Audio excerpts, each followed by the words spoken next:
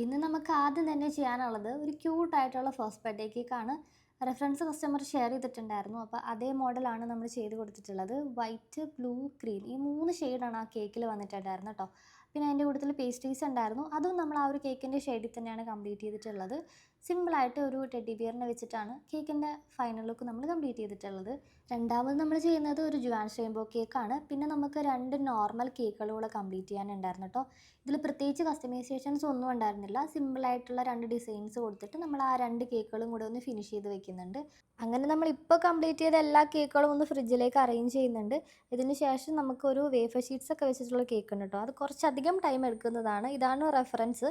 അപ്പോൾ നമ്മൾ edible wafer sheets ഇതേപോലെ അളവിന് മുറിച്ചെടുക്കുന്നുണ്ട് കേട്ടോ. കുറച്ചധികം ക്വാണ്ടിറ്റിയിൽ എടുത്തിട്ടുണ്ടായിരുന്നു. കാരണം ഇത് കേക്ക് ഫുൾ ഇങ്ങനെ കവർ ചെയ്ത് വരണം. അങ്ങനെ നമ്മൾ റെഫറൻസിലെ പോലെ തന്നെ വേഫർ ഷീറ്റ്സ് എല്ലാം ഒന്ന് കേക്കിന് ചുറ്റും അസംബിൾ ചെയ്ത് കൊടുക്കുന്നുണ്ട്. ചെയ്ത് കഴിഞ്ഞപ്പോഴത്തേക്കുള്ള കേക്കിൻ്റെ ഫൈനൽ ലുക്കാണ് കേട്ടോ ഇത്. ഇതിൻ്റെ ടോപ്പിൽ കുറച്ച് ജിപ്സം ഫ്ലവേഴ്സും കൂടെ വരും. അപ്പോഴാണ് നമ്മുടെ കേക്കിൻ്റെ ലുക്ക് ഒന്ന് കംപ്ലീറ്റ് ആകുക.